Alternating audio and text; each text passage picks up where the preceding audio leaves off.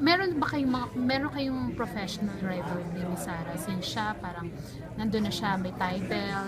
No, no, absolutely nothing. I'm very proud of her of whatever she does, and I guess she is the same.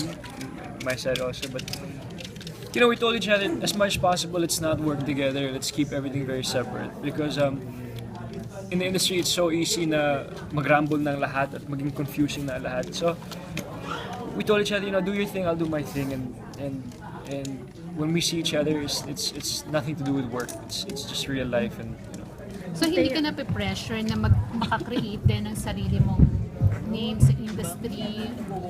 I want to do that. I want to prove myself that I deserve to be here, and I'm hard work. I want to be here, and this is the path I chose. So sana magustuhan ng mga tao. Our goal is just to make people happy and have people have a good time and make people feel different things in the heart. Mateo, yung sinasabi mong separation ng personal life and yung career, dahil ba to sa mga sinasabi rin ng fans na, ibang fans na nagagamit si Sarah para sa ng career? Wala naman, the bashers online won't affect me, and I'm the last person that they'll affect because I just see it, I just laugh at it. I have better things to do than, I have sports, I have my friends, I have so many other things, and I guess I take it as a creative criticism. These people inspire me to be better. Kumbaga, I'm like, okay, and so no, it's just our choice since the start. Now we want to keep things different and keep things separate from me and her. So yeah.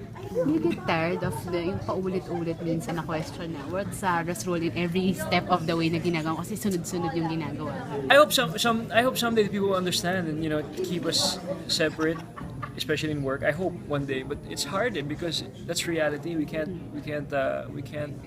turn around from reality. So just live with it and just do what we can and do our best, diba?